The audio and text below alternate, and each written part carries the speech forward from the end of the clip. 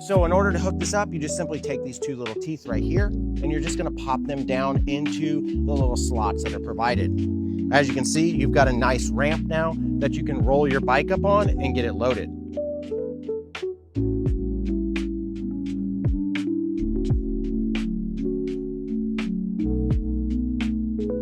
And also take note that the wheel chock needs to be in the front of the tire. So you're gonna push this up against it just like this, causing it to have enough pressure.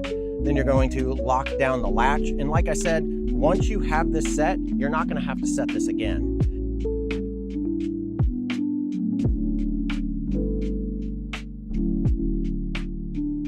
Okay, now our bike is all locked in and we can reinstall the ramp and we can hit the road.